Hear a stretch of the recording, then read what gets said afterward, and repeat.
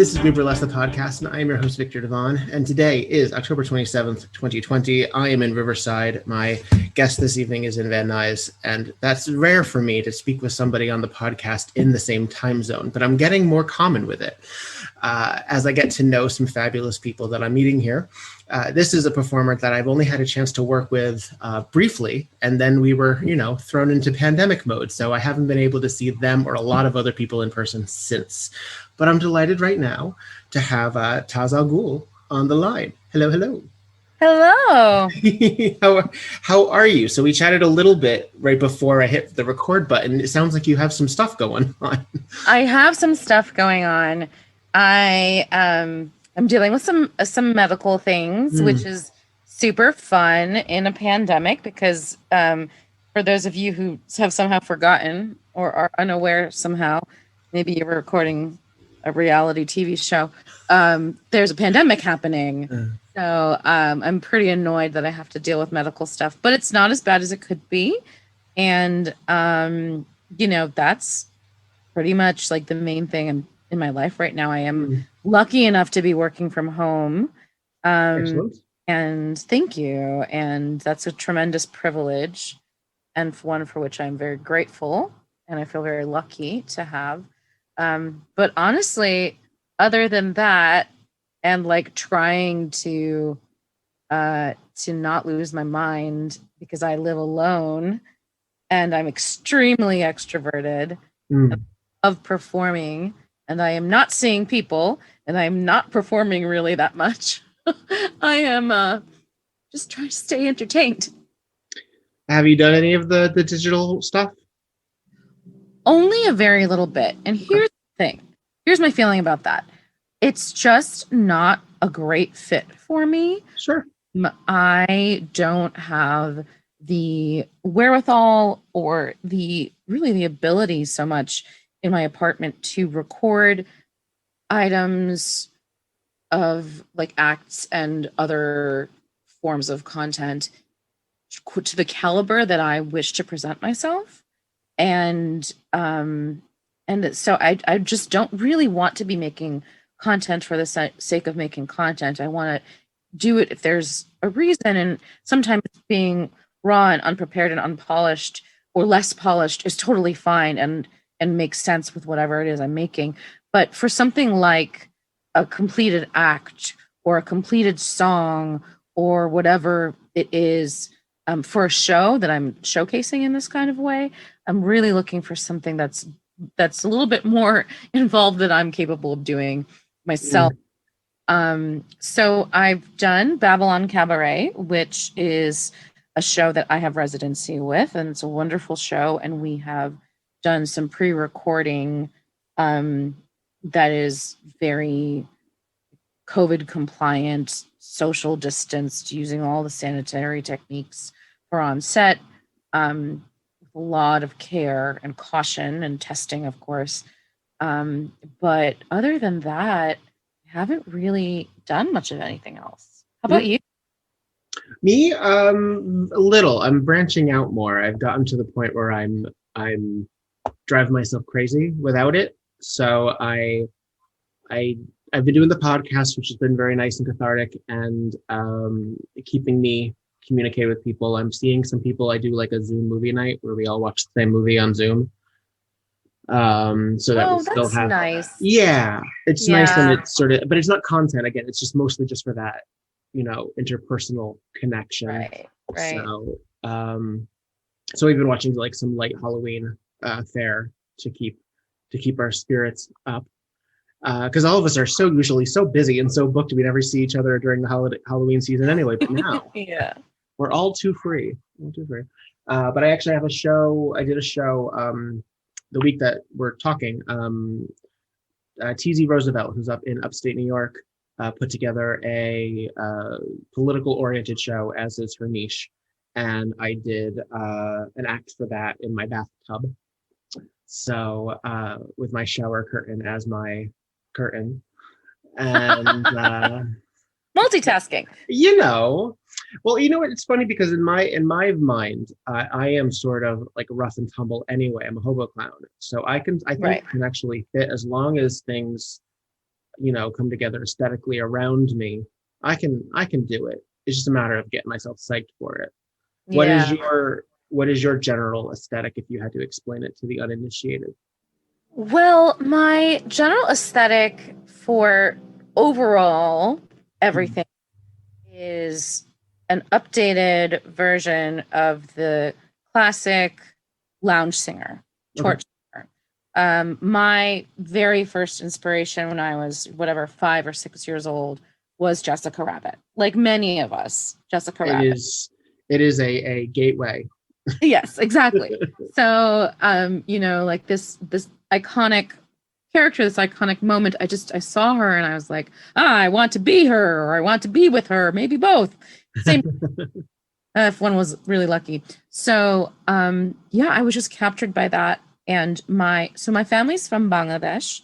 My Mhm. parents immigrated in the late 70s, and they came to the greater tri-state area.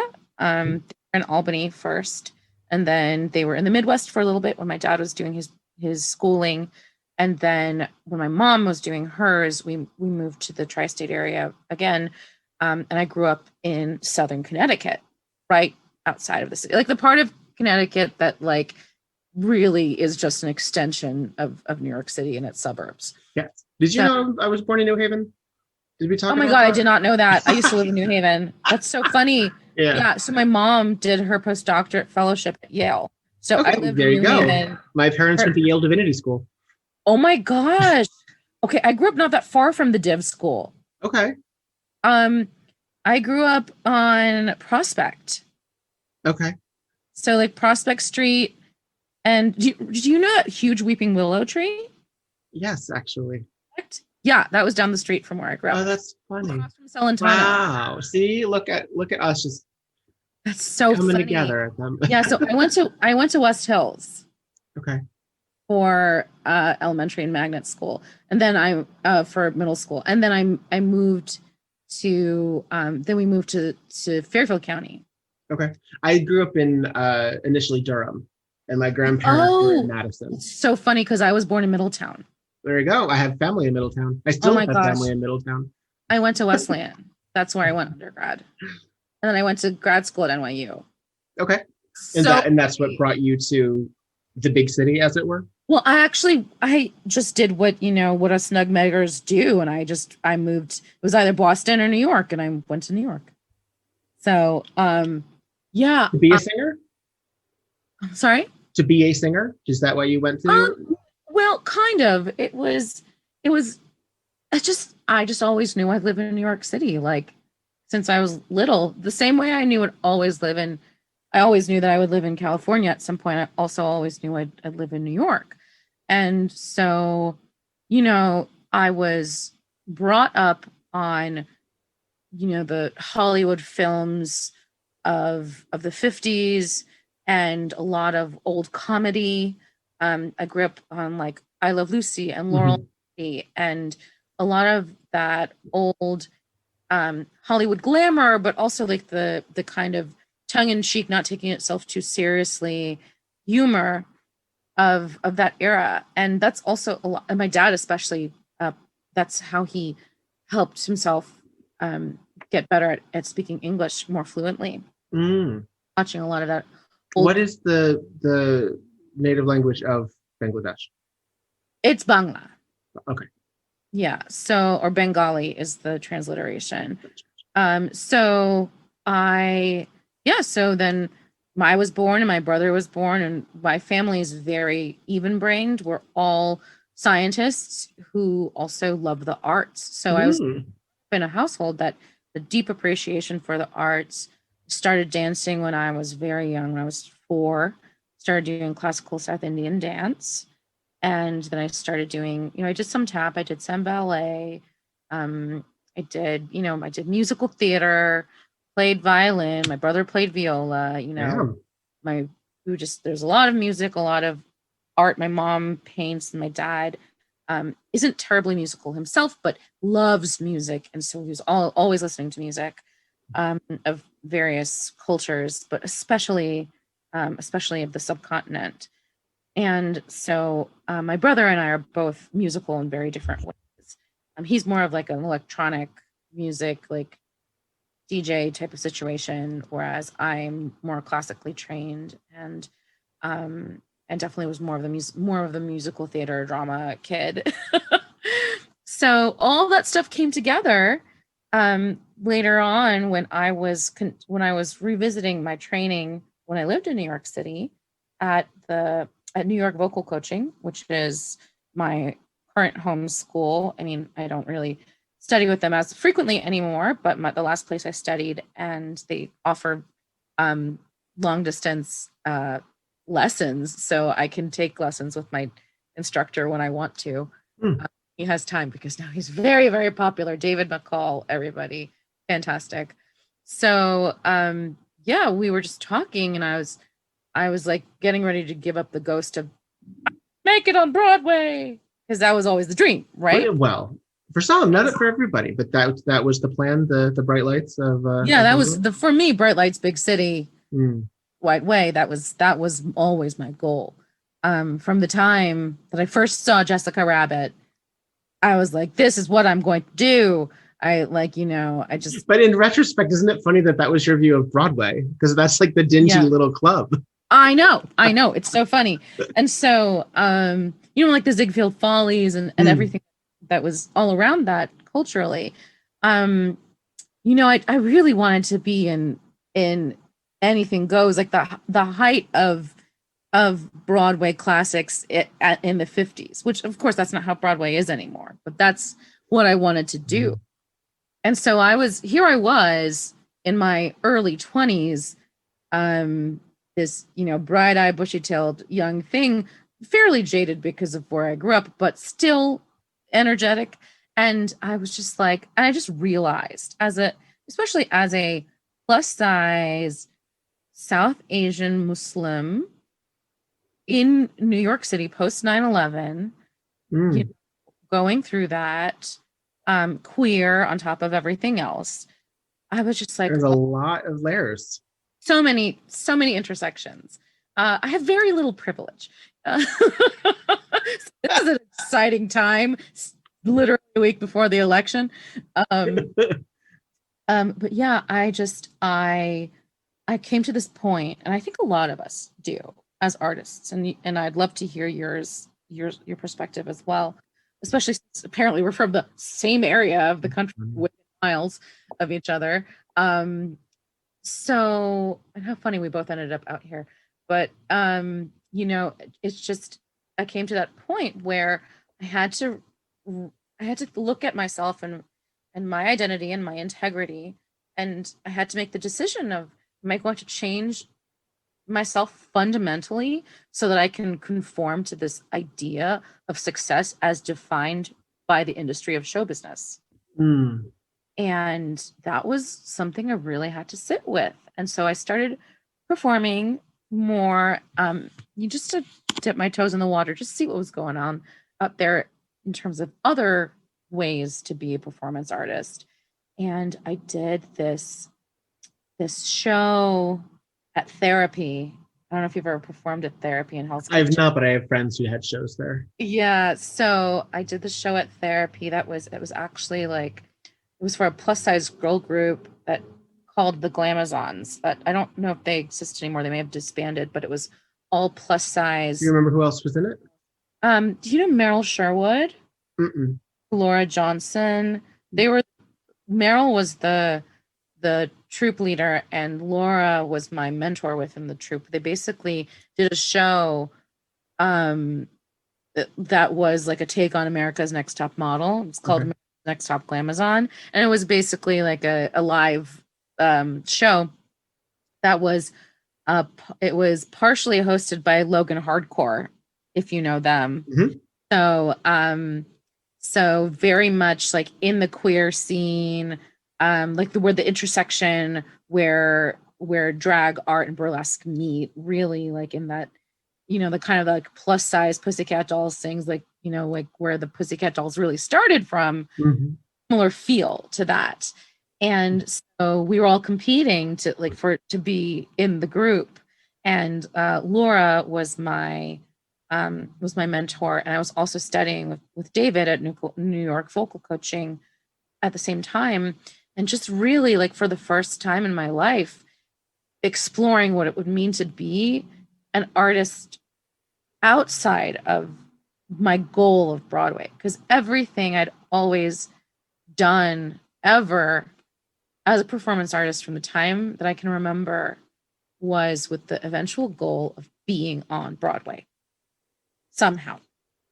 And this was like the first time in my life, for like, first time in like 15 years or so of grooming myself for this goal, that I was actually considering, what if I did something else? What if I did what I love and found somewhere else to do it, as opposed to changing myself to fit this thing that what I love has become, because I love Broadway, but it's not currently, and it wasn't at the time in the, mid 2000s, late 2000s. It wasn't at the time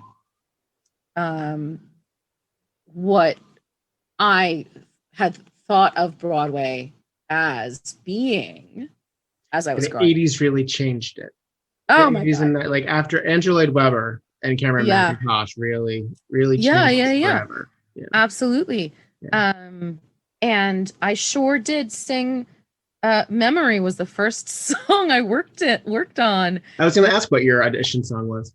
Yeah, well, it wasn't my audition song. It was just like my first song that I ever worked on in my repertoire, like that I actually broke down and practiced and studied and everything. And it is, I forget sometimes, because it's such a trope, I forget what an amazing song it really is. It is a lot.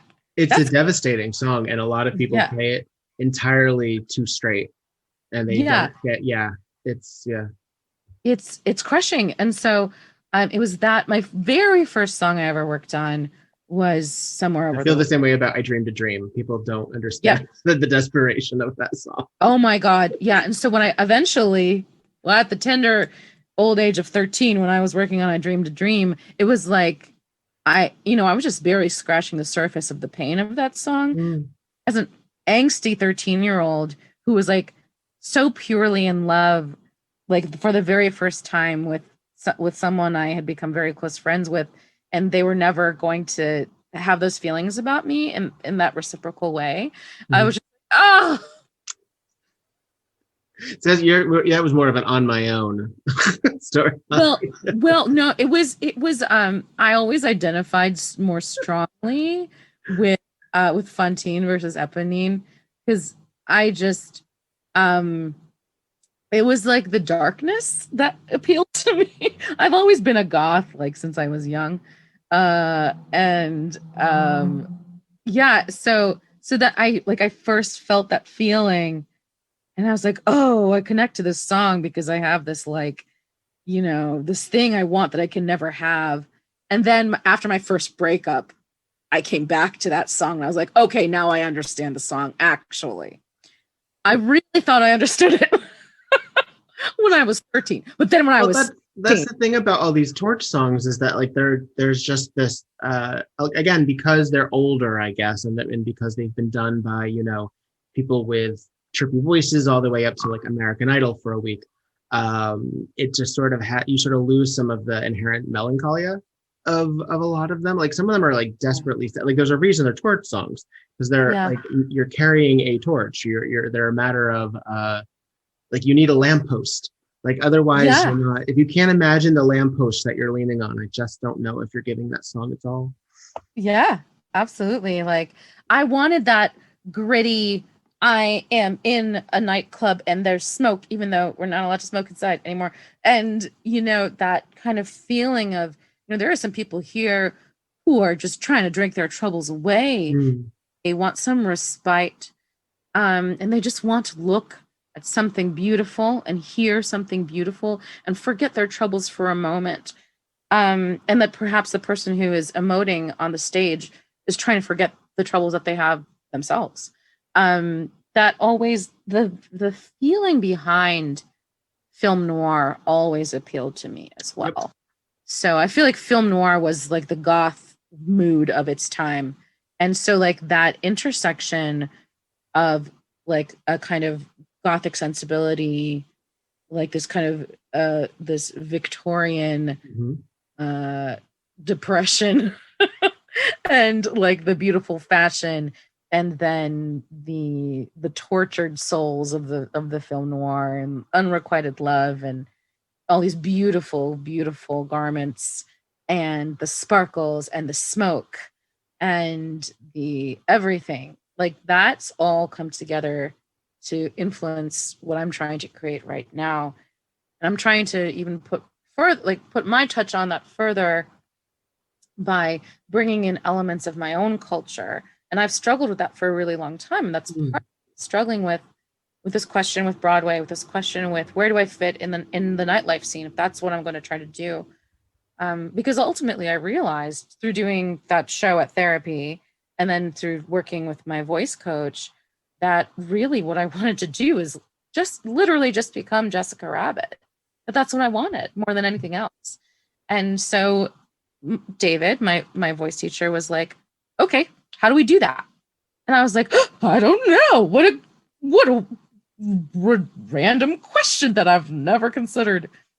So I started thinking about what that would mean and what it would mean to embrace everything that I wanted to do on stage, as opposed to the other way around, which I referenced earlier. So, and that's really what this journey has been for me. I started looking at burlesque around that time through doing this show with the Glamazons. So that was like 2009 or so. And I knew of burlesque before. Like I'd heard about Dita in middle school and high school, and I loved her aesthetic. And I started hearing about the scene that was burgeoning in the city. And I was like, well, I'm going to go watch burlesque shows when I move to the city, when I graduate from college, which I did, actually. And I really wanted to study with Joe at the New York School of Burlesque. It just never worked out because I was also going to grad school at the same time to become a social worker. And although that's not what I do right now, it's something that is really, I always did. I work in IT, and I always did that on the side to make money. And at a certain point, it just became very, very clear that it made more sense to do social work, volunteering stuff, and have that be how I give back to community, and like have my day job be in technology, because I need to eat and feed myself. And it turns out that being a nightlife performer is very expensive. Yes. Travel alone. Oh my gosh. And the rhinestones, the myriad rhinestones. So I just kind of got to this point where I was like, okay, well, I have this career that I had been considering for some time. And then I have this other career that's what actually makes me money. And then I have this passion that I would also like to be a career. And I've finally figured out how I can do that and have all these parts of my life that are balancing, or that I can learn to balance, so that I can survive and give back to my community and try to make the world a better place, and also create art. And that's really how I ended up where I am today, as doing what I do, which is all these things. That's true. Are you a costume maker as well? And do you Yes. choreograph everything on your own, or are you Yes. more of a collaborator in that sense? I love collaboration, but I've been dancing since I was 4, so I do choreograph myself. Some folk I've learned, even if they have the experience, they just can't get all the steps together necessarily without someone helping. It's definitely not something I can do on demand. I have to be inspired. Like some people are just brilliant choreographers and can like pull things out of nothing. I really am not that way. I can choreograph when I feel inspired to do so. And honestly, the more involved I get and the more I fine tune what it is that I want to do as my artistic mission as a performance artist, the more inclined I am to hire those who are more experienced than I to do those things. So I'm actually trending in that direction. I feel the same way about costume designing. I've been sewing since I was really young. Both my parents sew and taught me to hand sew and machine sew when I was young, because Barbie wasn't getting any more clothes unless I made them. So that's how I learned. And especially then getting older and filling out curve wise, it became very challenging to find the clothing that I liked that was cute and fit well in the styles that I liked without any alteration. I had to become a better seamstress so that I could look the way I wanted to fashion wise, instead of wearing these like floral sacks that apparently is what plus size femmes are supposed to wear.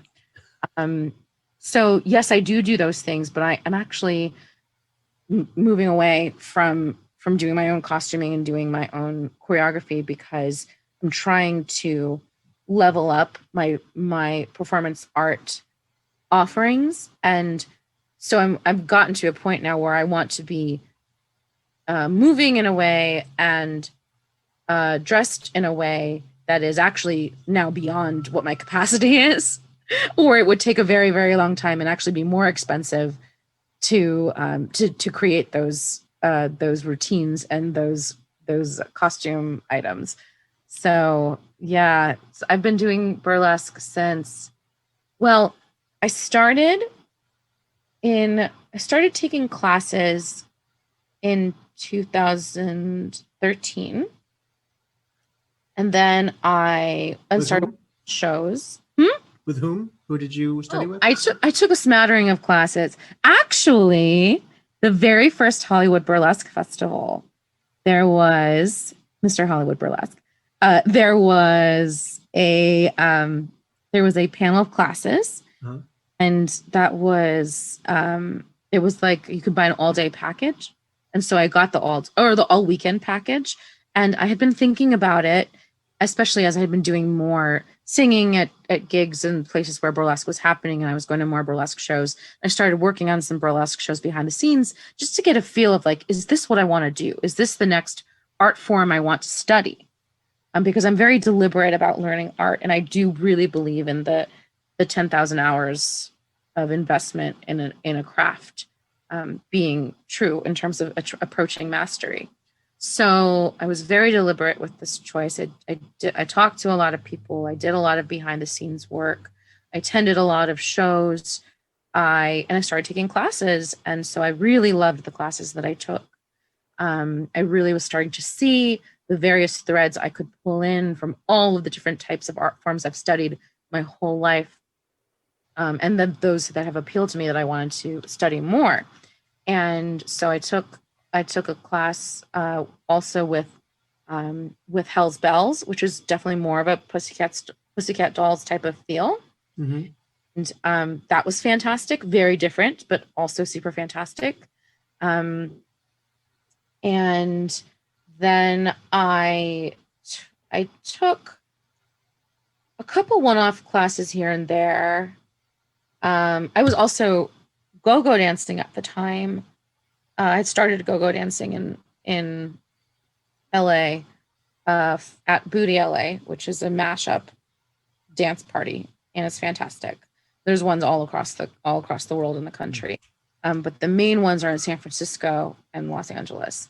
And so I was go-go dancing for their show, and so I was getting a lot more stage time, getting a sense of like, what is it that I want to do on stage? What's the feeling that I'm going for here? And so I was also choreographing more, which was really awesome to have that opportunity as well. So like my creative juices were just flowing, and I was improvising too, because obviously, yeah, exactly. So like it was just like kind of sharpening my skills, all around this arena of this type of performance. And so I was at a certain point, I felt ready to take a class and just really, really go for it. And I was going to take Lili VonSchtupp's Get an Act class, which is a course that I recommend to anybody. And so Lili VonSchtupp is my my burlesque mom, and she's the first person I like properly studied burlesque with, and so grateful to her and all the opportunities and the knowledge she's provided over the years. But right before the class was supposed to happen, the class was in the spring of 2014. But a very, very wonderful production company known as Lusty Kitten, which is comprised of May Lust and who used to be known as Spy Kitten, who is now known as Jinx Kelly. They were going to produce a burlesque show called Across the Whedonverse, which is a burlesque tribute to the now disgraced director Joss Whedon. You give them enough time, they eventually hang themselves. Yep. So it was all different types of acts that were dedicated to his various creations, and we were starting to get a sense at that point that like he was not all that he made himself out to be. So it was kind of like getting away from the work of the man and more the works themselves and what they meant to the community. Fantastic show. May and Jinx really took a gamble on me. I was the newbie of the show, and that ended up being my burlesque debut in February of 2014. And it was a fantastic show. I couldn't have asked for a better first experience. May is a wonderful human being. Jinx is too. They really took the time to work with me, to help me hone my act, to workshop it. And I ended up opening the show, which was something that was wild for me as a burlesque baby.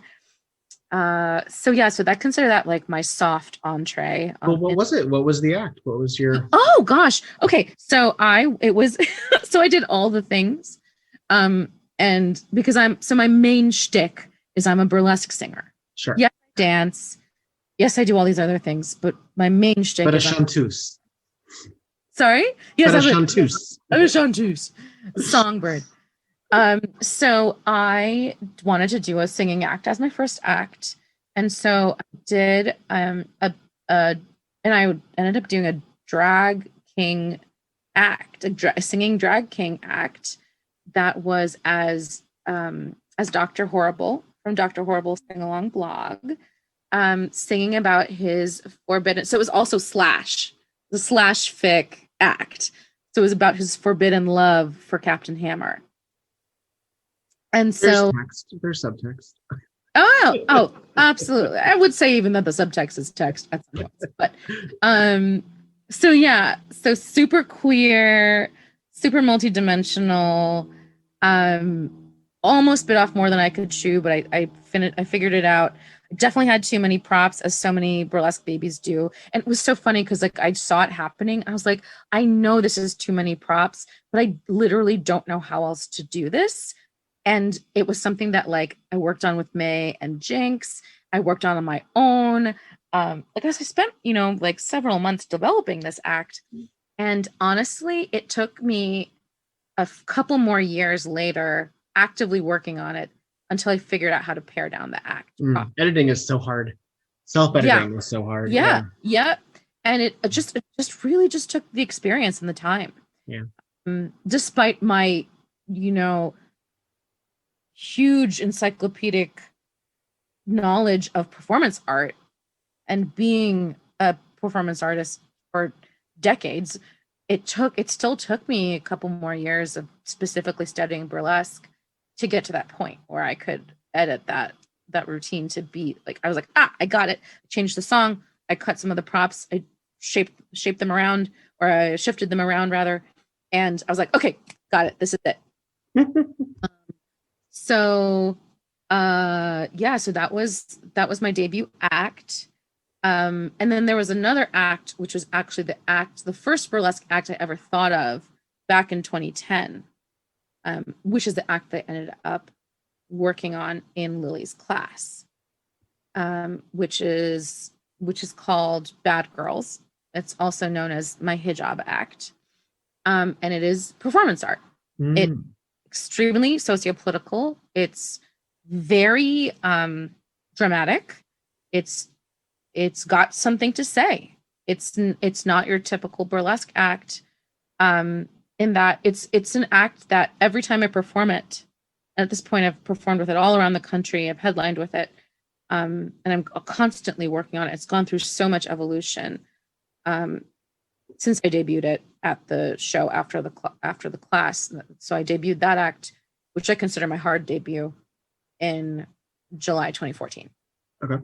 So in the last 6 years, well, at this point, 6.5 years, it's still undergoing evolution, and it is the reason that I wanted to do burlesque was to make art like this that is an exploration of my heritage and what it means to be South Asian, to be darker skinned, to be plus size, to be Muslim, in this world, especially in America, where you're not supposed to be a certain way, you're not supposed to take up space in a certain way, as someone with all these various identities.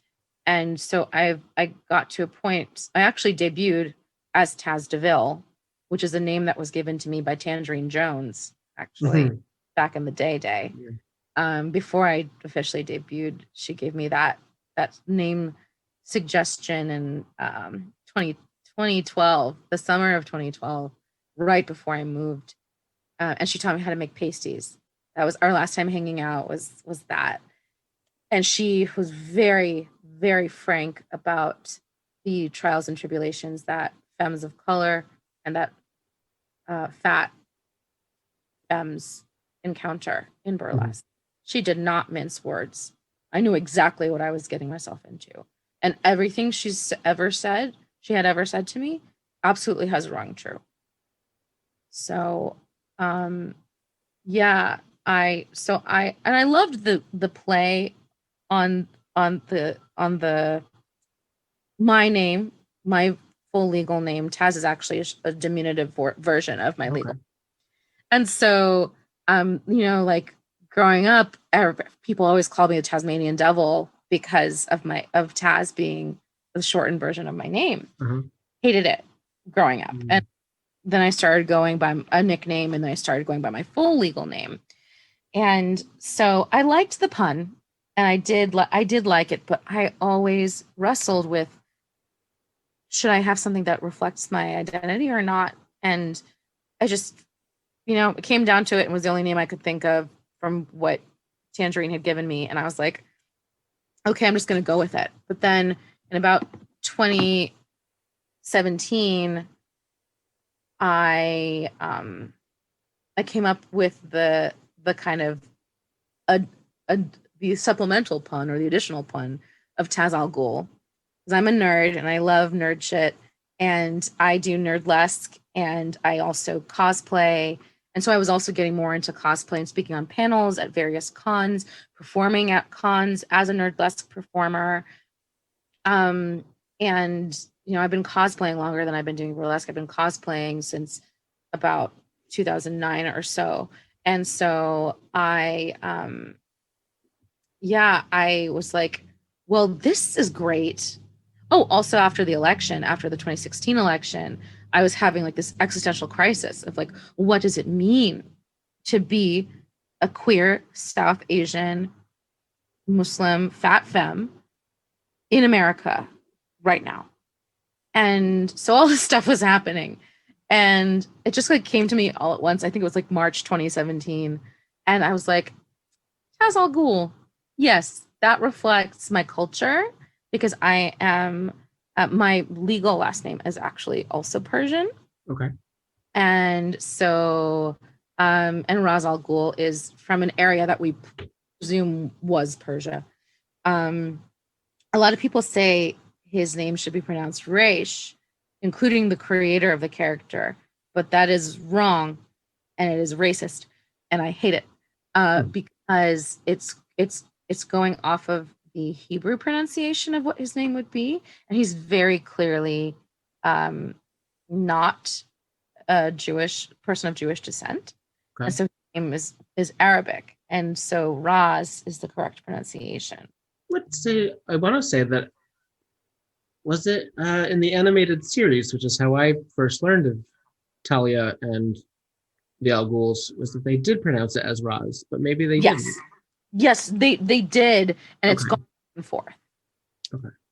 It depends on the medium. Sure. There's been a lot of debate about this, and it's mostly het cis white men arguing about something that they don't know anything about. And it means demon. Yes, it means devil. Yeah, it means so Raz Al Ghul literally. That means the demon's head, I think. Yeah, the demon's head, the head of the demon. But I wasn't sure which. Yeah, so literally ghoul is just, that's where the word ghoul, like ghouls and goblins. Gotcha. Ghoul comes from. It comes from the Arabic word. That makes perfect sense. So yeah. So I loved the animated series as a kid. Same. And started reading comics when I was like 5 or 6.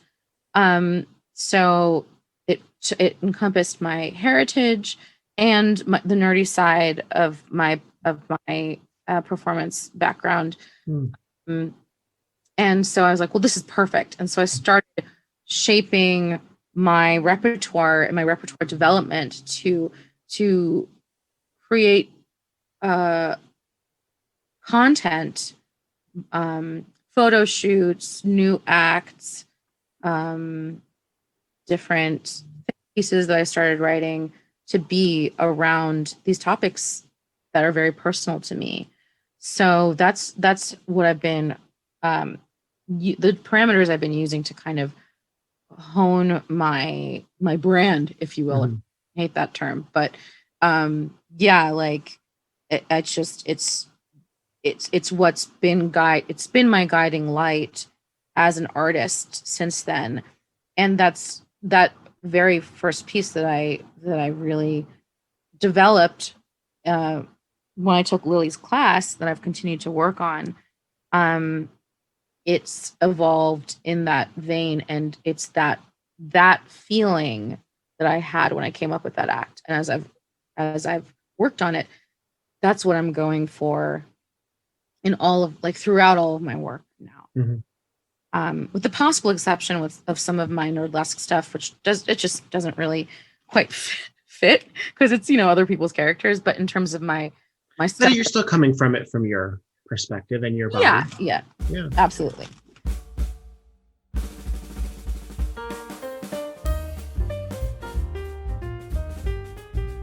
Hey, this is Victor, and I want to give a special shout out to the Patreon supporters: Joyce, Andrea, Alex, Bo Bridges, Amy, Dollbody, Princess Chris, Ruthless Retribution, Drew, Kelly Blue, Stormageddon, and Rob. Really appreciate it. Thank you so much. If you would like to be one of those fabulous people that are supporting the pod and all my adventures, please go to patreon.com/weburlesque. Thank you.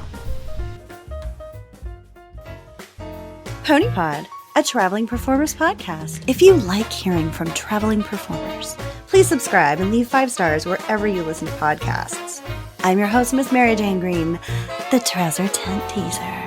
You can find me on the main social media platforms or by joining my mailing list at MissMaryJaneGreen.com. In the immortal words of Jack Kerouac, nothing behind me, everything ahead of me, as is ever so on the road.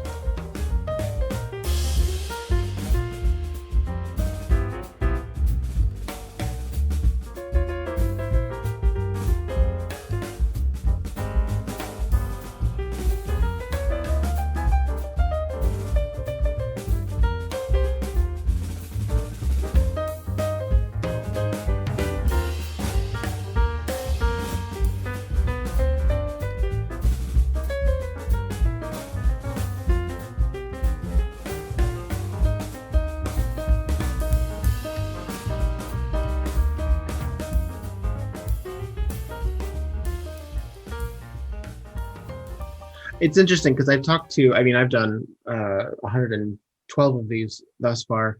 And also I've met hundreds, if not thousands of burlesque performers. And a lot of times we come from marginalized backgrounds in some capacity. And as you pointed out, you come from several.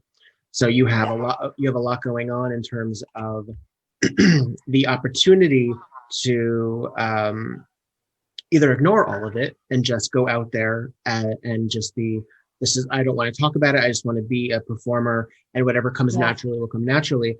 Or you sort of become sort of a self-imposed educator, as it were, and therefore being a lot of people's firsts, because invariably you're going to have audiences who you will be their first larger sized person. You will be their first person of color.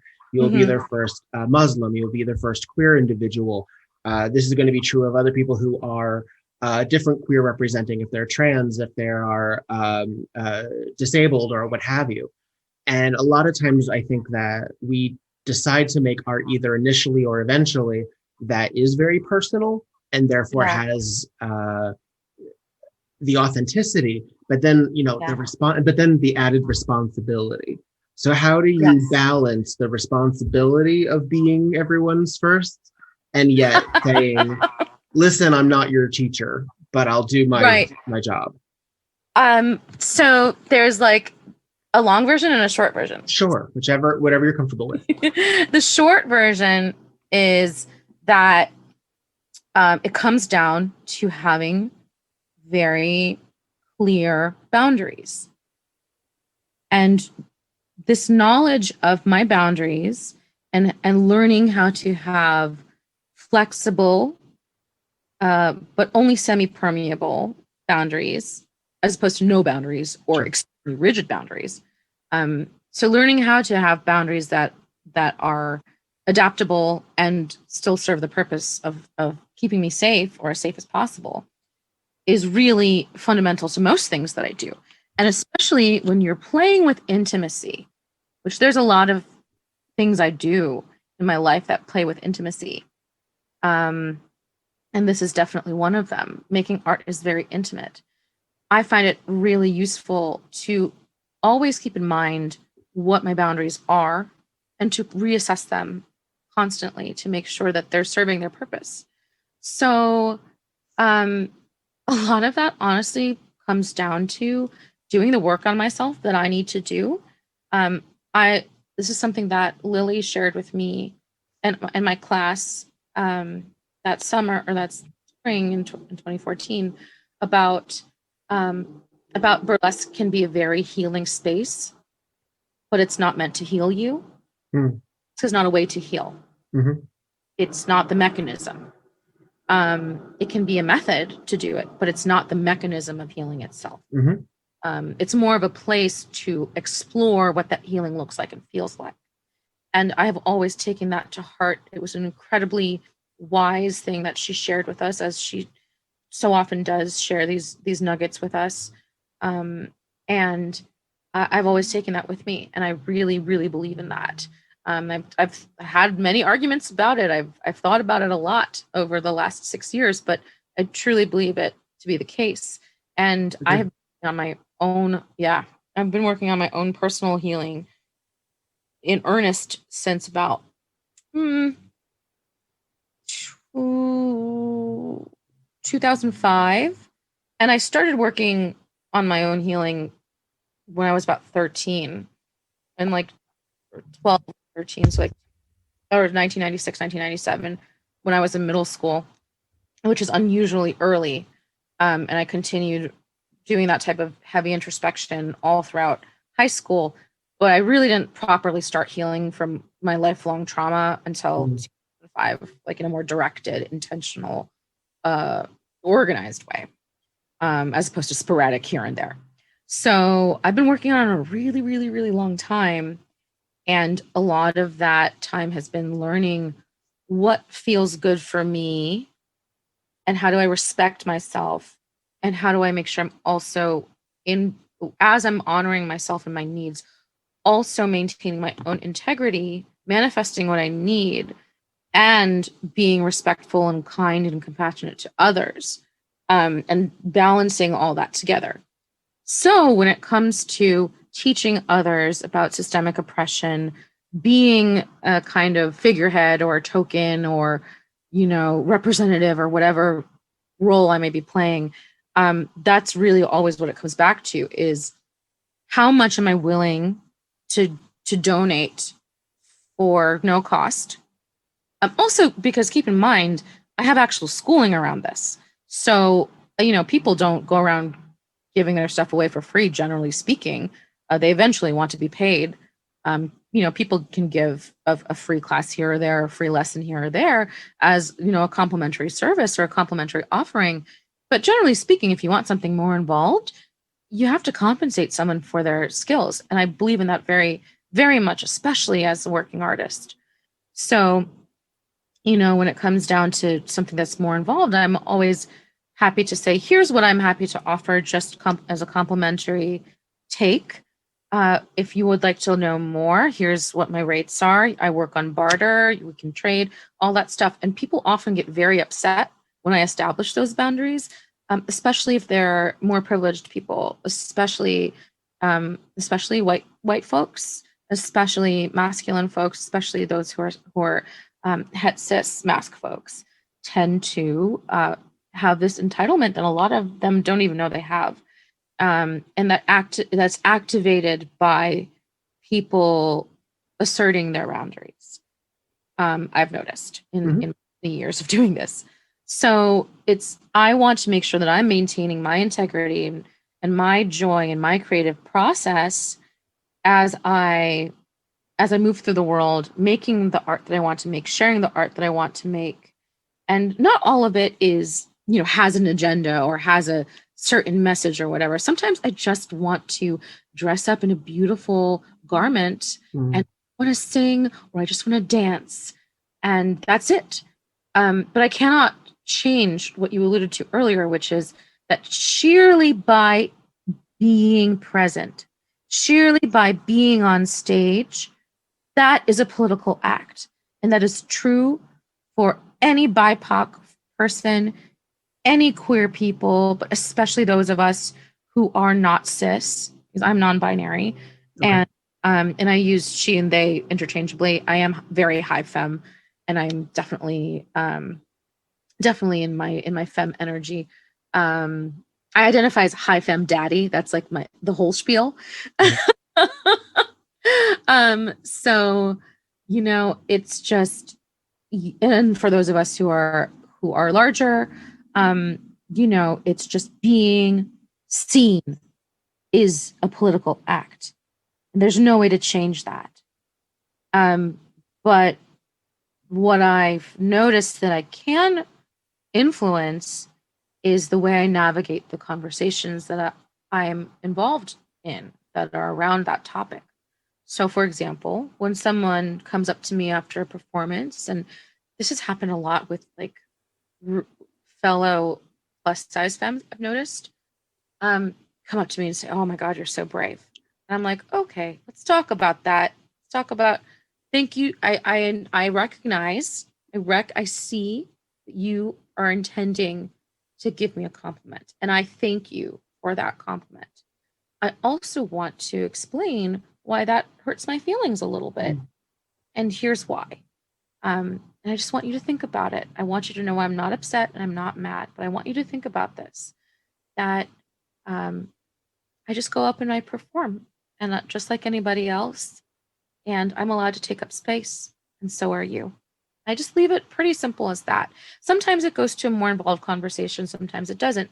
But, I try to have at this point, I've had these conversations so many times in the last 15 years, especially since I started doing this type of activism work with more intention and thusly more loudly. I've figured out what's my elevator pitch response to this thing or this line of questioning or this whatever, blah, blah, blah. Turns out if you write a couple theses on things and you write X amount of research papers and you read X amount of articles, not that I'm saying the ivory tower is valid, because fuck the ivory tower, frankly, but education is education, and there's many ways to get educated, and at a certain point you amass a certain amount of knowledge and it becomes useful.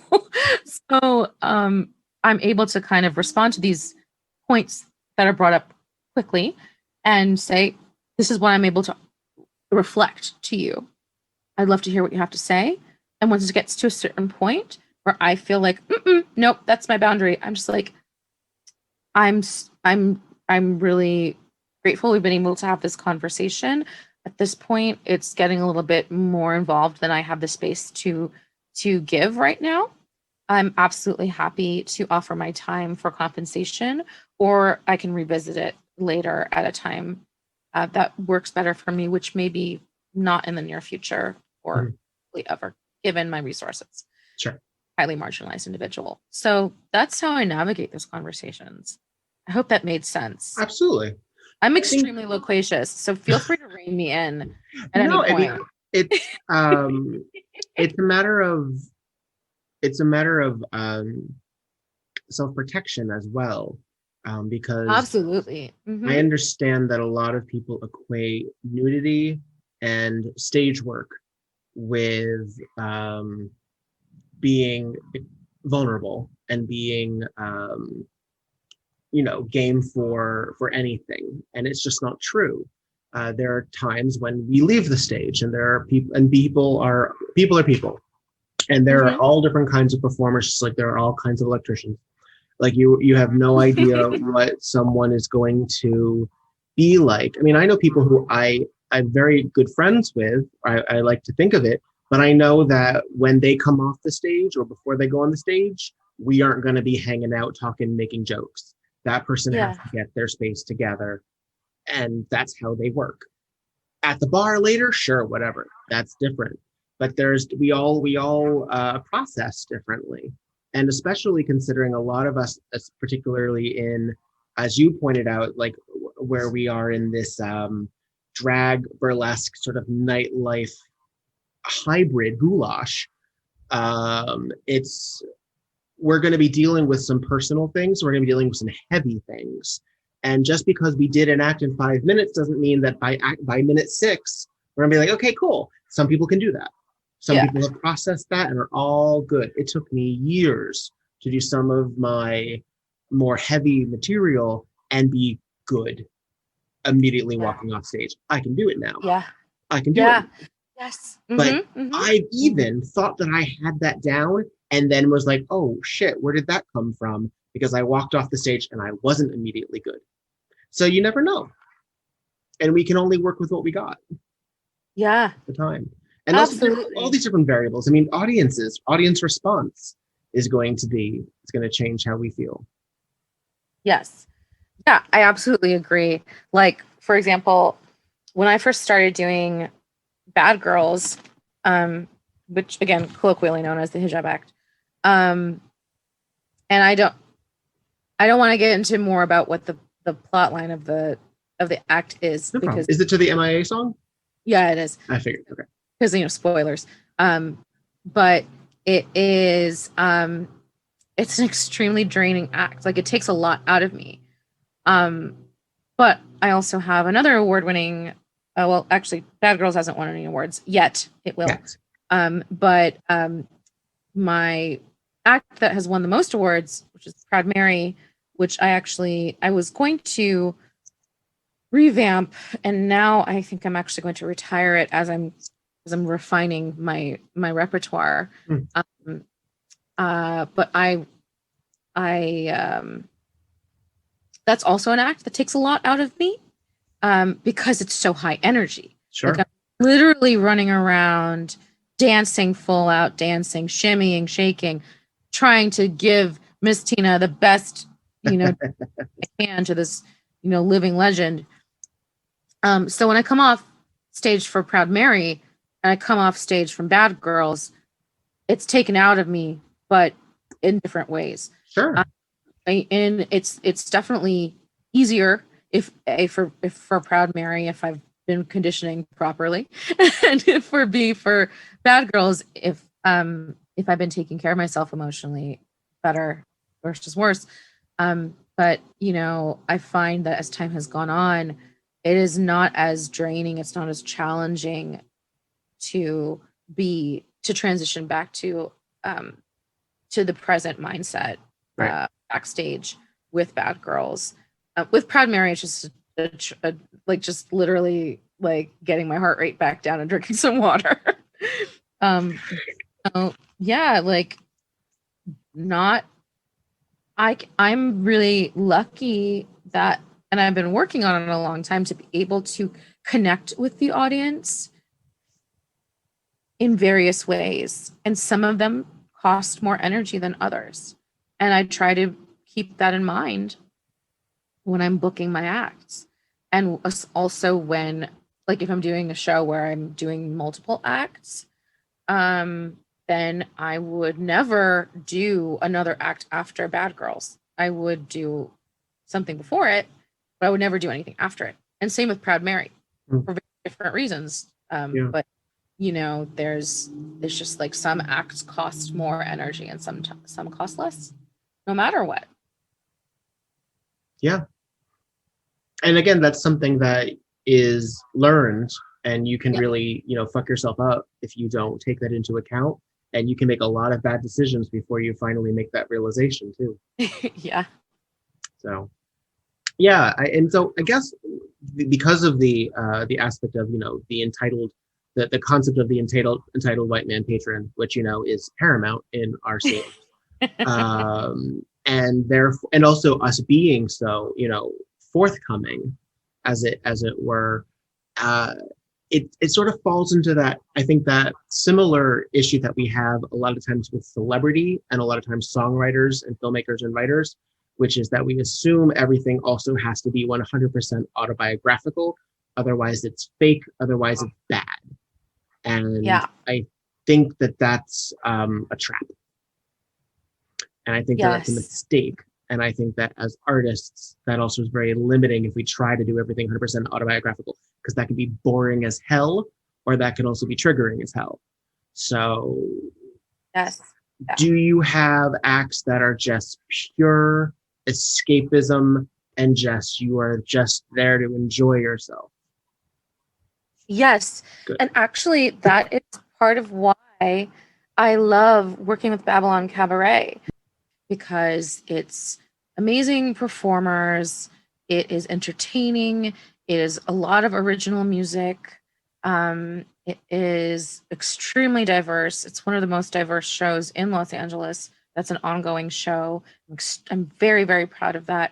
I am both a core cast member and the stage manager when we're allowed to, you know, be on stage.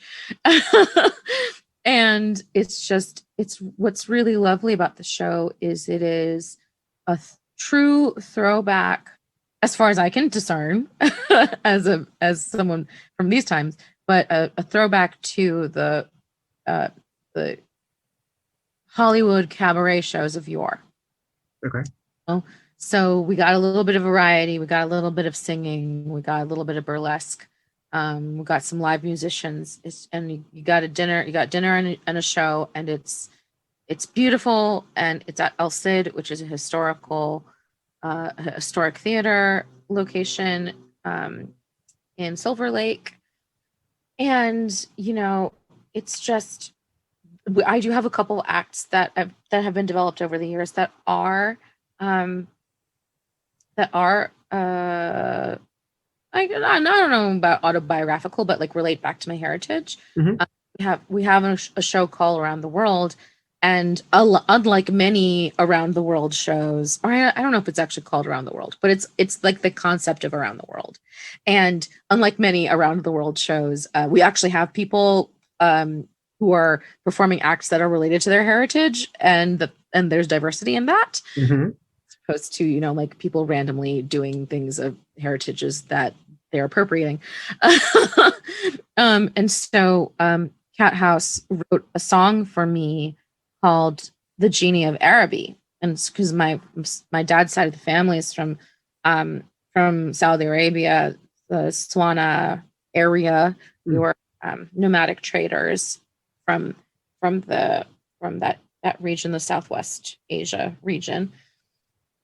And so that it's a really fun little ditty, and that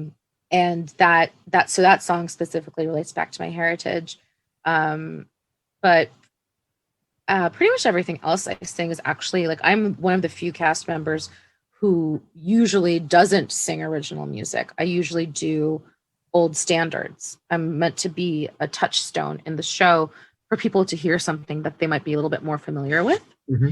And so that's my chance to just put on a pretty dress, I usually do, like, if I don't always do a full strip, sometimes I just do a demi strip, leave them wanting a little bit more. And I just sing with this beautiful live music behind me on this beautiful little stage with this wonderful giving audience, in my sparkles, with my feathers and my sequins, and I just sing, and it's wonderful. And this is more of the direction I've been going in, and something that I was working with the late and great Satan's Angel as my mentor. Right before she passed, we had our last session. Well, I did not know, but unbeknownst to me, what would be our last session. And, we'd done phone sessions for a while. And I'd known her for quite a long time as well. I met her at the Hollywood Burlesque Festival in 2015, and became quite close to her as the years progressed. And in our last session, she really, you know what? I love her, and may her memory be a blessing, but she was a jerk sometimes, and no one will ever deny that. I believe that is the consensus. Yes, and she definitely said some inappropriate things and was a jerk to some people. And I will never deny that. She definitely had her problems. But she really did believe in diversity, and she fought for it her entire career. And she stood up for it her entire career, especially as a queer femme herself. And so she did not mince words with me, or with anyone. And she was very clear about why she was saying what she was saying. And she was like, yes, can you dance? Yes. Not everyone needs to know that you can dance. You don't need to do it all at the same time. It's like Chanel saying, take one thing off. It was like, you should take off as you're dancing. If you're doing a dance act, have it be just a dance act. But your moneymaker is your voice. So I don't know why you'd ever do anything but sing. And that's not saying that I'm never going to do a dance act again. I'm not going to dance. I miss dancing right now. Like, I miss dance classes. Like, it hurts my soul how much I miss dancing. But I do believe in curating my repertoire in a way that is going to be more robust. And the reason that factories are able to produce high quality, usually, hopefully one hopes in an ethical situation, high quality products in an assembly line is because when you're doing a similar motion, a similar activity over and over and over, you're able to perfect it. And that's the idea behind practice too. And so even though my acts won't necessarily all be the same, I'm definitely going more in this direction of figuring out how to be the best burlesque singer I can be. And so for me right now, that means I'm going to focus my energy more on burlesque singing. And some of those might be more autobiographical. Some of them might be less. It depends. I do speak Bangla, but my fluency is gone, and I don't know as many songs, and it's hard to get the backing tracks and things. So I'm not sure that I'm necessarily going to be singing in my native tongue. Sure. But singing songs that mean something to me, that stir something within me, definitely yes. And I see actually my tie into my heritage coming in more in the way I'm dressing myself, in my costume design. And so that's kind of where I'm focusing my energy right now. So that's where the personal connection is coming from, not necessarily creating acts that are like, here, let me, cut open a vein and show you this heart on my sleeve and it's bleeding, and isn't it just tragic and wonderful? Although that is very gothic. Apropos. But I'm trying to find ways to make my art and make it true to myself within my own integrity, but still accessible, and in this wheelhouse that I that I found myself in that is working really, really well for me and gives me a lot of joy. But isn't necessarily as much in the realm of like the typical idea of performance art that I might have thought I would end up doing as a burlesque artist. Sure, absolutely. I mean, and also, I mean, who knows what will end up being on the other side of what we're at right now. So it may provide different avenues and different opportunities to learn about what we're all capable of, frankly. Through necessity. Yeah, absolutely.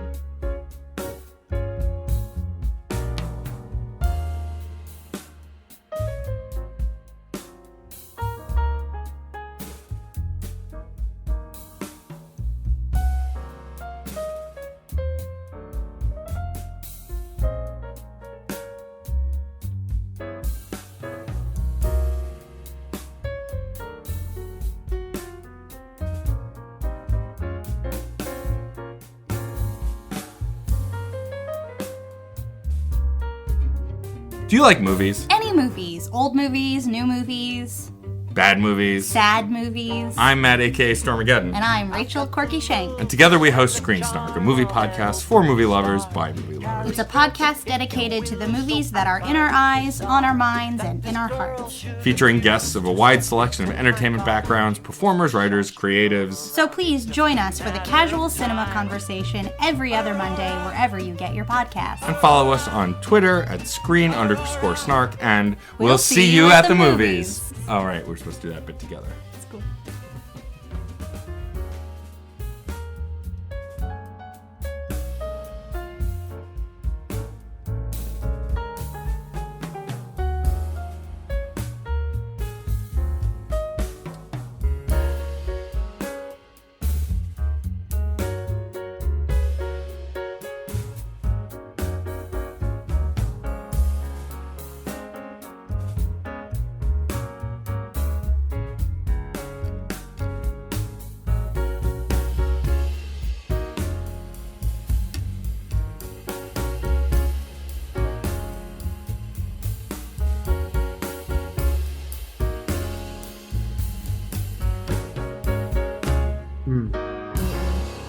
In terms of the sing and strip aspect, I'm assuming when you do Proud Mary, that is a live singing song, and that's why you're doing the breath. You're out of breath by the end. Yeah, because you're singing it out as well as doing, I'm assuming, nice and easy, and then nice and rough. Oh yes, oh yes.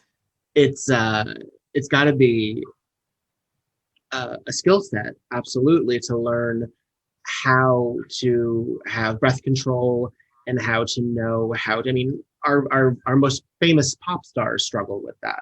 Our most famous Broadway stars struggle with that, where you get them on an off night and it goes viral forever. We have the opportunity to have multiple chances because we have different shows and different smaller audiences. How do you, what if you had to give, not too much now, because again, this is not compensated per se, but if you had to give at least a hint as to a advice for someone who is like, I want to sing and I want to strip, what should they at least be aware of? Maybe not the solution, but what should they take into account?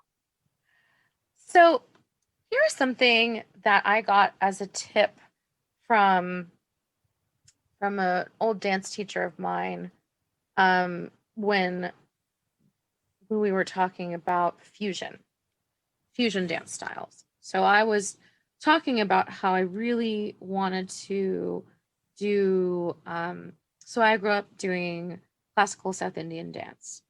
And I also studied hip hop for a while. And I wanted to get to the point where I could make this like Bollywood hip hop fusion. Nothing like that was happening at the time. There are a lot of people who are doing this art form, and it's awesome. But it's nothing like that existed at the time. And I really, really wanted to create something like that, but I was having difficulty. And my teacher, Mark, what he said to me was, he posited that in order to fuse two art forms, one must be approaching mastery in both forms and continue to work towards mastery in those forms.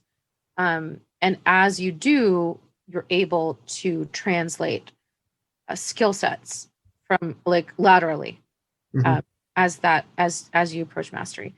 And I have absolutely 100% found that to be true. Not just for dancing, but for singing, for fusing all different types of elements, in terms of mixed media, even.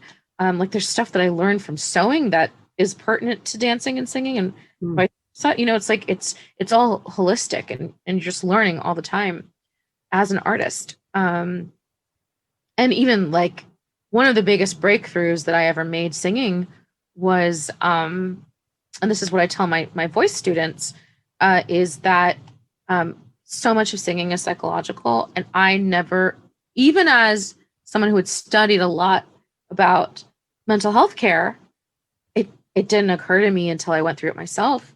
When I just happened to be studying voice and going through I was working on a lot of stuff in therapy, and I happened to be doing them simultaneously. And there was, as I got through issues and I was resolving issues through therapy, there was stuff with my voice that had been troubling me that just started working out.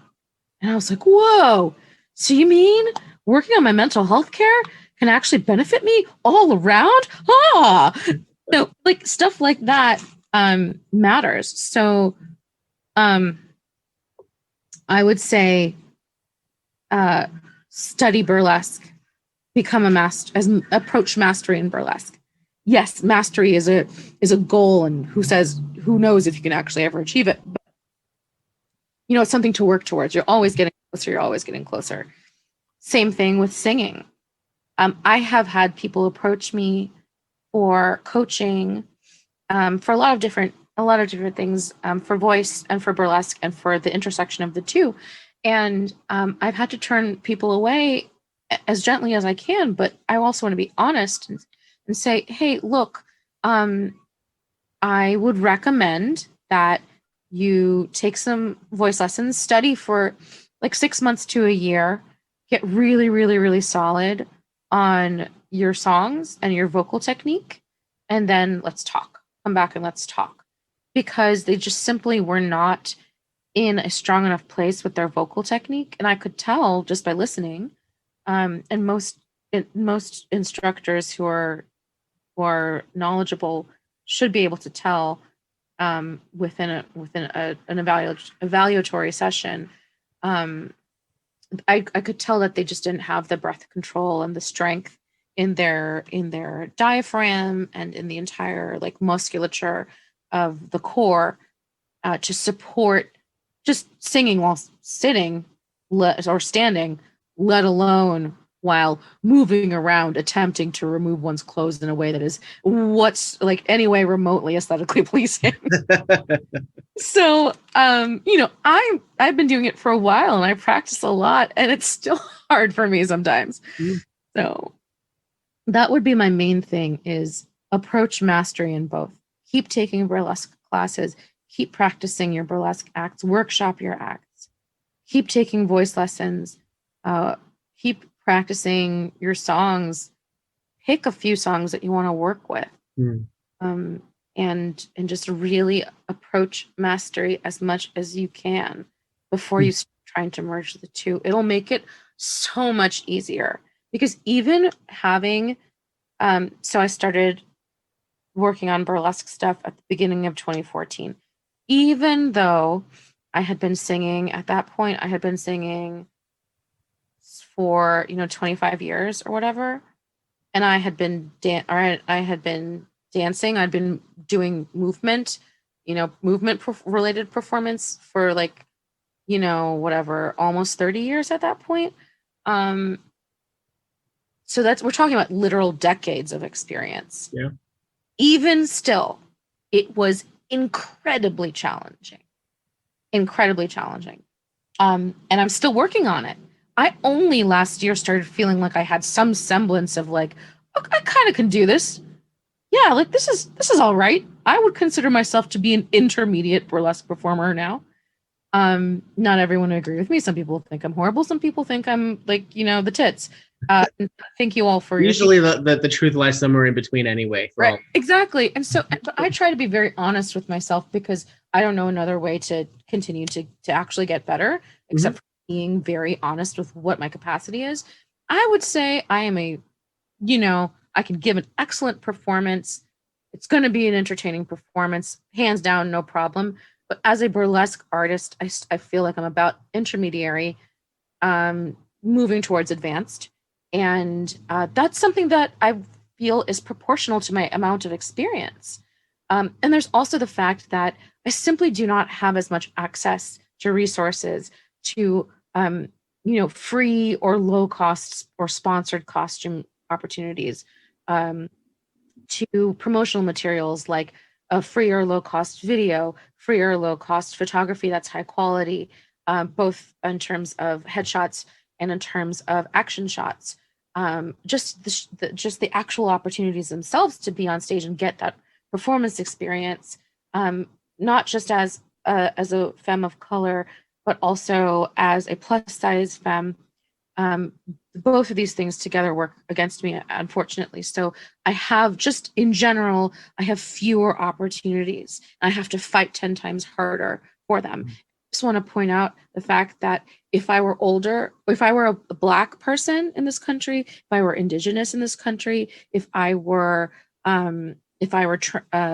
trans, in a way that wasn't quote unquote acceptable to society, if I were fat, if I were fat in an unacceptable way, if I had disabilities that impacted my performance and my mobility more, because I do have some chronic disabilities and invisible disabilities, but I recognize that I'm extremely privileged, both in the ways that I'm fat and in the ways that I'm disabled.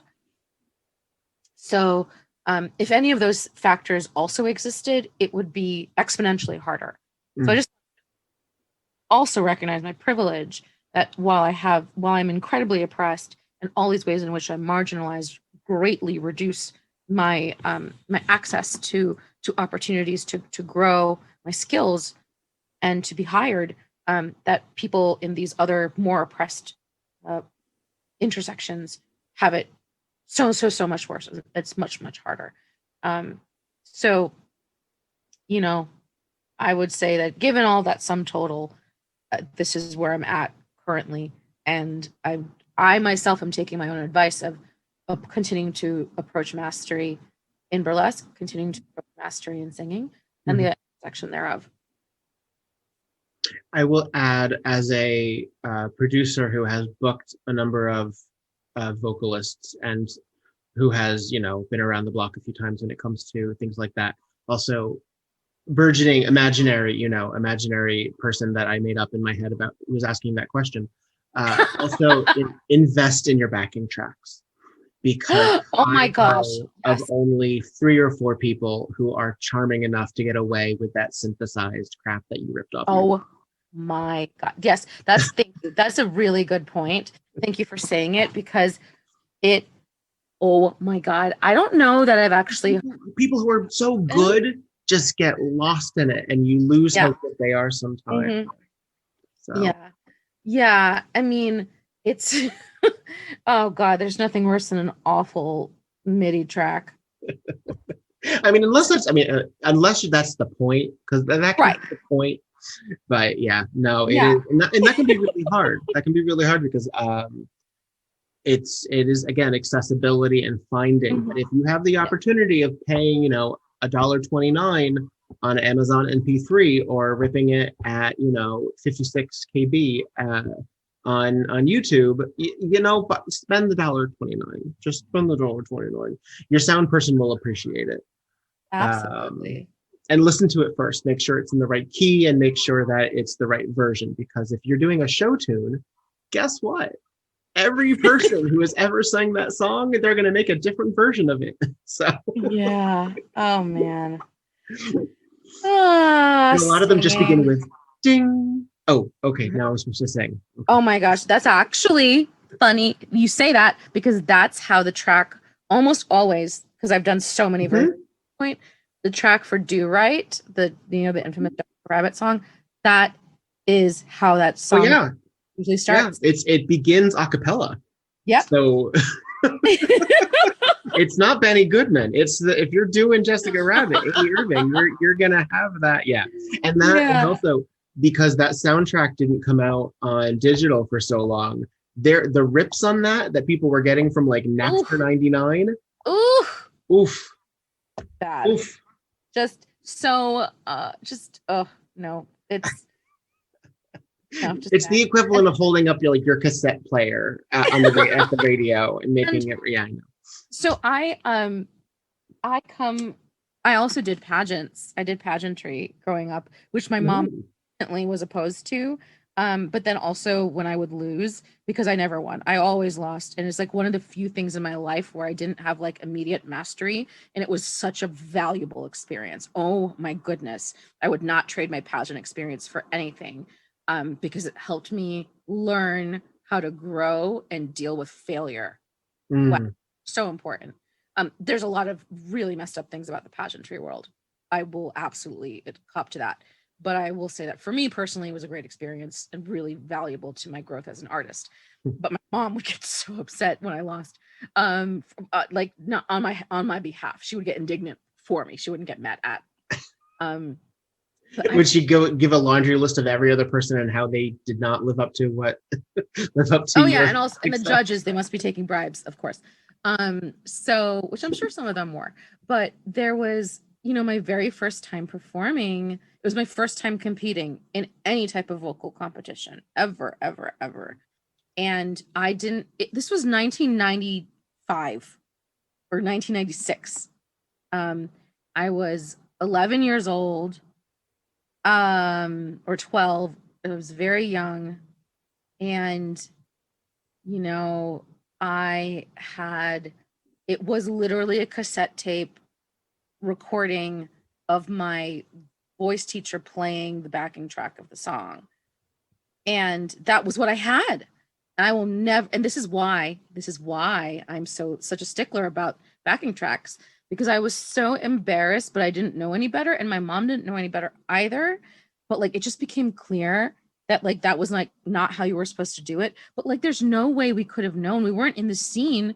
My mom is like this immigrant from a third world country who's like, what is pageants? That doesn't, I'm a physicist. Literally, this is what happened. That's a great line though. What is a pageant? I'm a physicist. Right. So like, so here's this woman who's trying to do this thing that her daughter really, really wants. It's like, there's like so many flavors of Little Miss Sunshine going on here. And so, we did our best. We did the best that we could, knowing as little as we did, but like, it just became clear throughout the like rehearsal and competition process that like, this wasn't how you were supposed to do it. Like that there was a place that somehow you could go to buy these like professional backing tracks that were at the time still like, the MIDI tracks, but it's, I was like mortified, but like, I didn't know what else to do. And I knew it wasn't anybody's fault. I just knew that it was wrong. So since that moment, been a stickler about backing tracks, and had I'm very, very grateful to have had voice teachers to support me. I went to the neighborhood music school, actually. That's where I first started studying. I don't remember exactly where. I don't know. It's like, not too far from the train station. What is it like to be in the pageant circuit as a Muslim? Is that, because I would imagine there's at least an element of that in terms of chastity and so here's the thing. And I understand it's not a monolith, but in your experience. Yeah. So, so once I got the whole like teachers giving me the like helping me find books to like with the backing tracks on the CDs, which was inflation, I started, so like that was like, okay, now I have that figured out.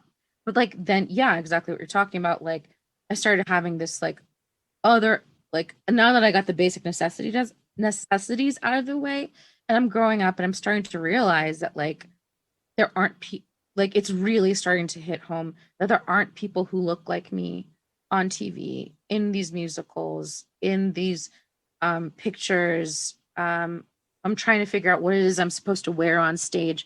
I don't see anybody who looks like me. I'm not sure what makeup is supposed to look good on me. I'm not sure what colors are supposed to look good on me. And all these pageantry magazines, it's all white, blonde, blue eyes, over and over and over, with the occasional one black girl. And like my mom's doing the best she can, but like she only has so much point of reference. But I will say that although my family's Muslim, we are extremely secular. Bangladesh is a Muslim country, but it is very, very secular. It's one of the few secular Muslim nations in the world. And so like that, yeah, that idea of modesty and chastity and everything is definitely present, but it's not as intense. And also I think partially because I started doing pageantry when I was younger, there was like, but not so young. I was like kind of in that like the junior miss category. Okay. Isn't really swimwear in Sure. that section. There can be, depending on the system, but you can usually opt for whatever talent you want. And I always went with singing, just like because it was the obvious choice. I never went with swimwear. So also I think you could do swim or athletic wear, and I think I went with athletic wear because that was the like more quote unquote chaste choice. And like, so like there was never a problem with exposing my arms. That was not ever a thing. That's not really a thing in our culture.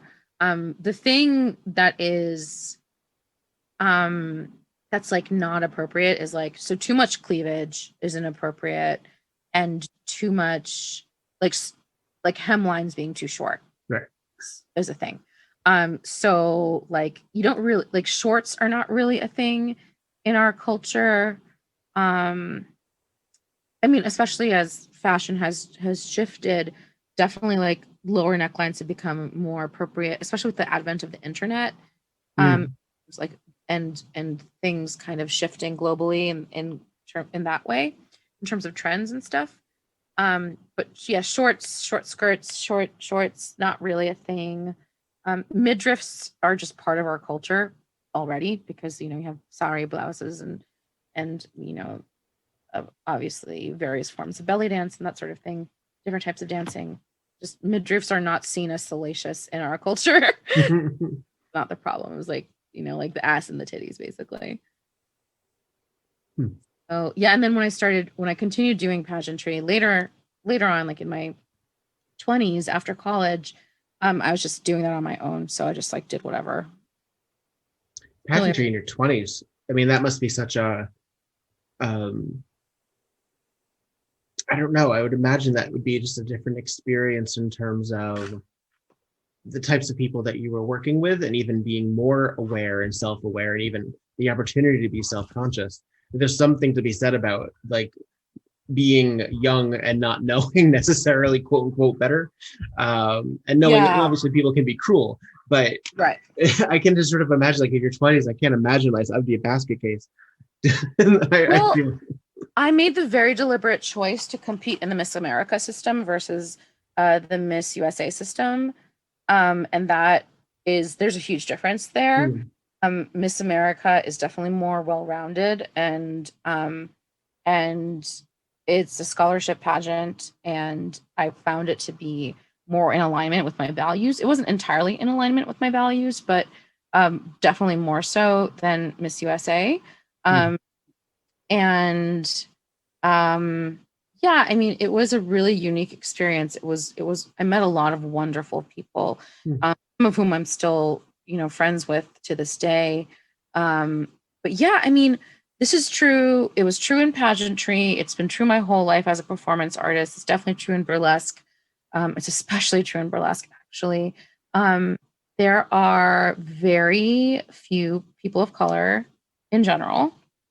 And then when you pare it down even further to other Asians, that shrinks. and then you pare it down to other South Asians, it shrinks even more. Then you pare it down to people who are Muslim, people who are Bangladeshi as well, tinier, tinier, tinier. And then you get to like people who are also queer, also plus size. Like it's just me. And so like I'm just used to it.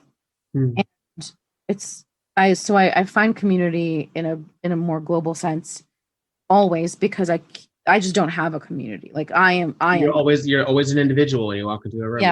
Yeah. And so like there's definitely more South Asians coming into the burlesque scene, or people I'm getting connected to over the years. But you know, even in terms of South Asians who perform burlesque, there's like a whole, I don't know, maybe 10 of us in the whole world who I know of. And I would say I'm pretty confident that I know the majority. You're not telling me that you all know each other, Todd. We don't all know each other. I'm just saying I happen to know a lot of them. That even in that arena, you have a skewing towards mostly people who are of Indian descent. I only personally know one other Muslim burlesque performer, and they are not, I don't think they're performing anymore, and they're not South Asian. And then I only know one other Bangladeshi burlesque performer.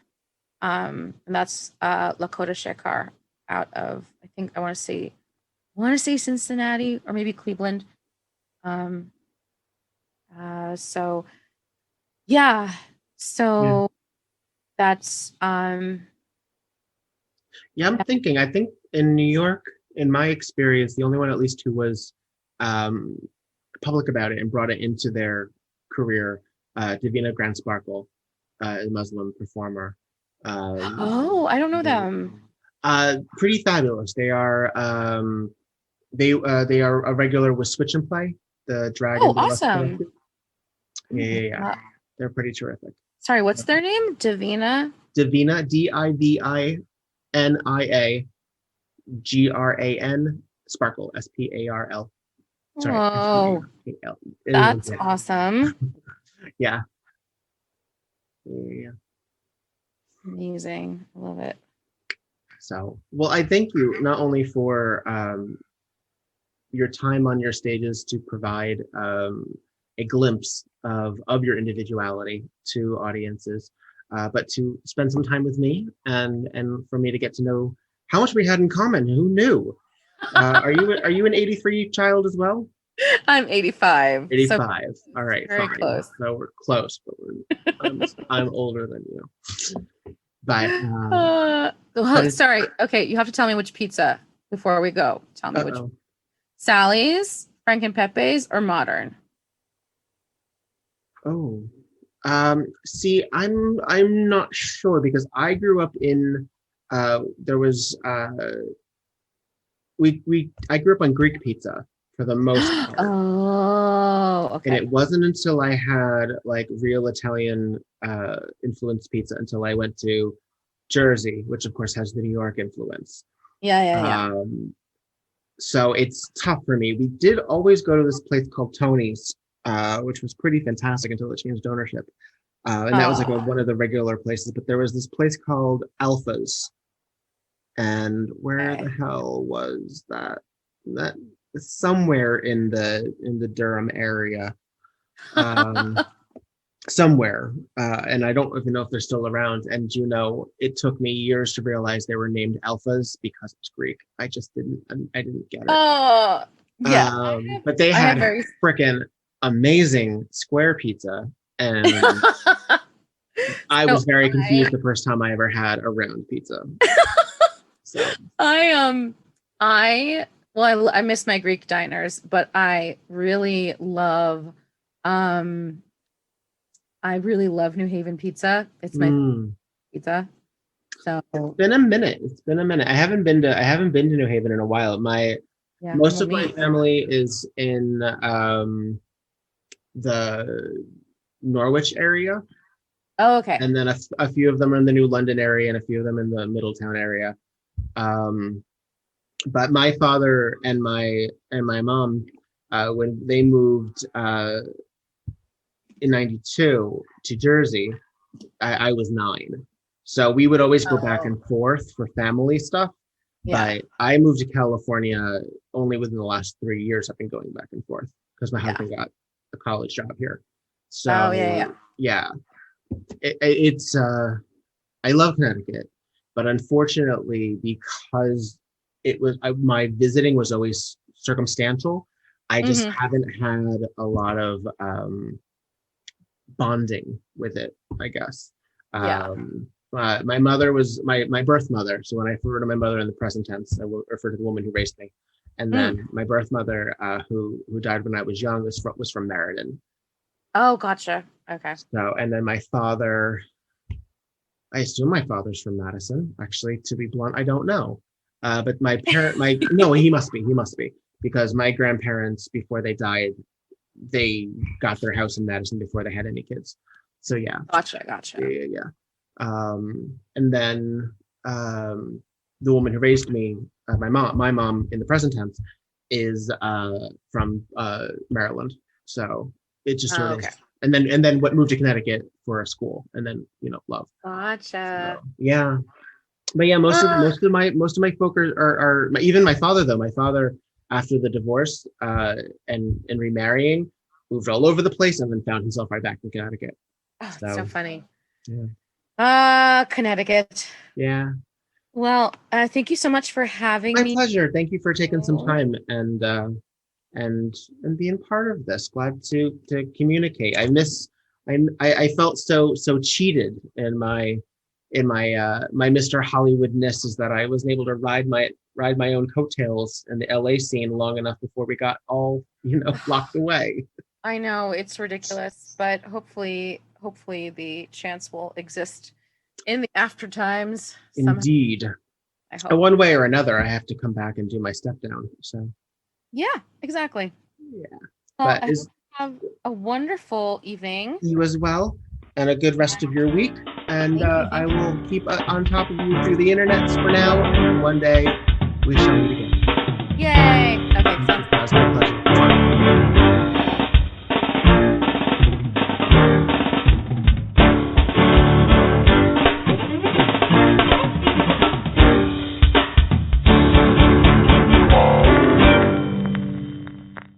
Bananarama? Okay, all right. A band? Yeah. Yes. As a pastor's kid growing up in the 90s, there was a lot of mainstream entertainment that I was sheltered from. Stephen Root, he does one of the voices. Okay. You know him from News Radio. Do I? You know him from Office Space. Do I? You know... Most things, really.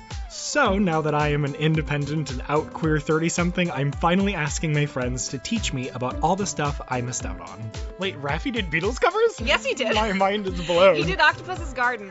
And, Yeah, I remember Octopus's Garden. No. I didn't know that wasn't a Raffi original until just now. The Re-Education of Hazel Tart. Subscribe now. Kevin Costner. He was so foxy. I know the name, I don't know the face. I cannot... What is Kevin Costner? Can you just show me a picture of Kevin Costner's face, please? Think of the guy, This is hurting not my head. Cheech Marin, but think of the other guy in Tin Cup. I've never seen that.